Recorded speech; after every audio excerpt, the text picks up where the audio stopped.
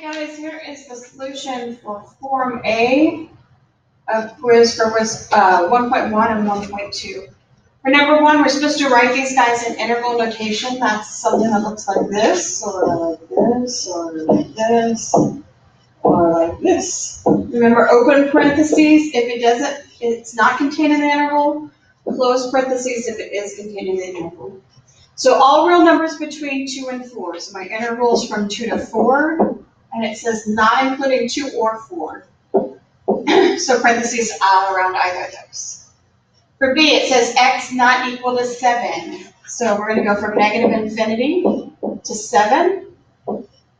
And then from 7 to infinity. So this is everything from negative infinity to positive infinity except for 7, because we're not including the 7 in either of those intervals. All right, C is x is less than or equal to 5. So we're going from negative infinity, my highest point is 5. It's got an equal sign, so it's going to have a square bracket.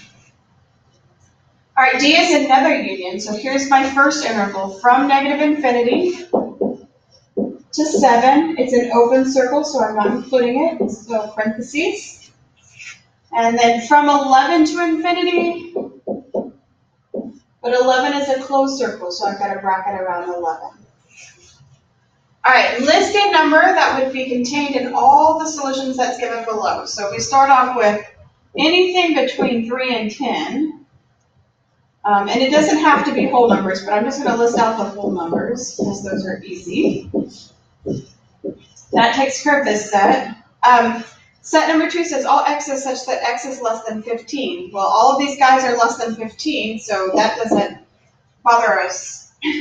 However, this one says all x is greater than or equal to 7, which means we can't have 6, 5, 4, 3, 2, 1. And then this one says anything between negative 5 and 20. Well, all these guys lie between negative 5 and 20, so we're not worried about that. So you could have given me any number, including 7, all the way up to 10. You could have given me 7.5, 8.5, 8 1/3. Any of those would be acceptable. So any of these could have been here. All right, number 3, we're given a graph, and it's asking us to do a couple of things, or 10 things. All right, it says list an interval where the function values are negative. You could have given me, so this here, this portion of the graph is where they're negative. You could have given me any portion of that. So that's from negative 3 to negative 1. Why did I not include them with a square bracket? Because if I include it right at negative 3, that value is 0. 0 is not negative or positive, it's 0. All right, what's the maximum value of the graph? If I go up here, here's my highest point. That's 1, 2, 3, 4, 5, 6. So my maximum value is 6. State the domain in set notation. So set notation starts with squiggly set brackets. We're talking about x's for domain, so x such that. All right, on our graph here, I've got an open circle at negative 1, 2, 3, 4. So x has to be greater than negative 4, but not including it. And then 1, 2, 3, 4 on the other side, so positive 4. Since it's a closed circle here, I've got an equal sign underneath it. That's a horrible squiggly. I can't leave it. It's a little bit better. All right, for range, we're talking about y's. Our lowest y value, excuse me, my lowest y value is down here at negative 1. It's going through a negative 1, so we're going to include that one. And our highest y value, again, up here, we said it was our maximum value. It's 6. And since we go through 6, it's included as well. The zeros of my function are where my graph crosses the x-axis, so they're the x-intercepts. And so that's when x is negative 3 and negative 1. What's the value of h of 1? Well, that's when x is equal to 1. If we go to 1, our y value there is at 5. Then it asks if h of x is equal to 6. So in other words, if y is equal to 6, what's my x value? So when y is equal to 6, my x value is there at 2. This one tripped up a lot of people. Find the average rate of change over the interval negative 3 to negative 1. So negative 3 to negative 1 Here's my 2 points, -1, -3. So I have a point at -3, 0, and -1, 0.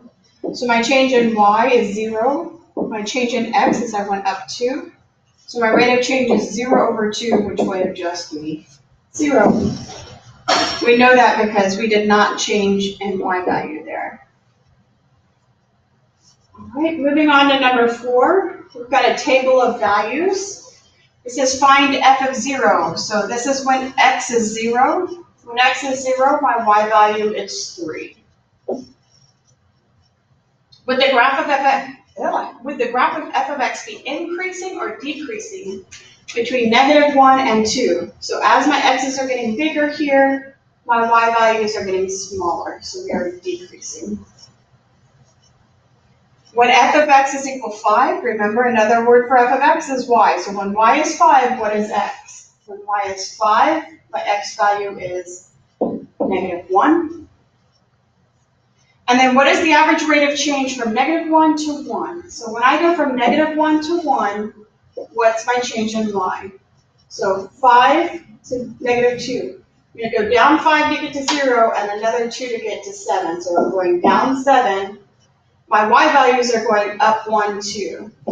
So my rate of change is going to be -7 over 2. All right, yay, multiple choice. Pete asked 5 people their ages and the number of times per month they ate fast food. If the data collected is considered as ordered pairs, what is the range? So here's my x's, and here's my y's. My y's are going to be my range. We can't use this 18 to 50 because it's continuous, or this 10 to 24 because it's continuous.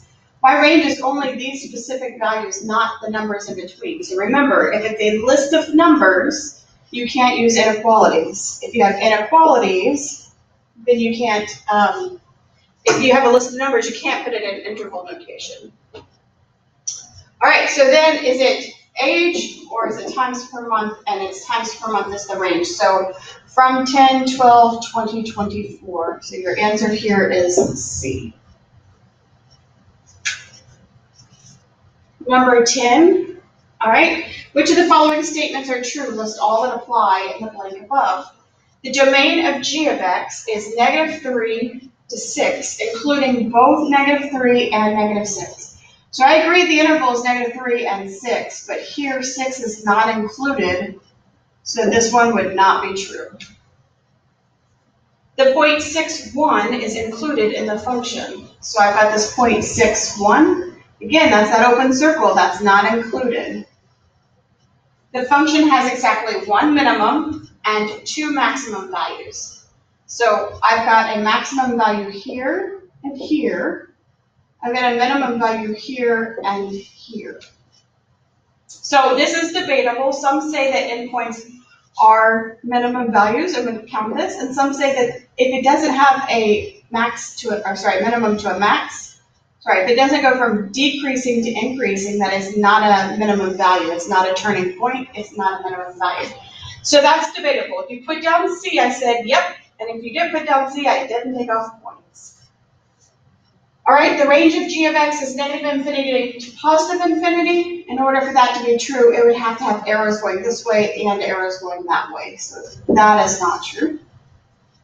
The y-intercept of g of x is 0, 4. Well, the y-intercept is up here where we cross the y-axis, and that is at 0, 4, so that's definitely a check. G of x is increasing, so that's when it's getting bigger on the intervals from -3 to 0. So from -3 to 0, you betcha, we're getting bigger. From 1 to 3, so from here to here, you betcha, we're getting bigger. And then finally, from 5 to 6, our graph is getting bigger, so that's a good check too. And then A0, so not both zeros or all the zeros, but A0, the function occurs at -2, 0, and yep, it crosses the graph there at -2, 0. So all 3 of those are good. And then for our final number 11, which of the following is a false statement? Make sure you read carefully, false statement. I think a lot of people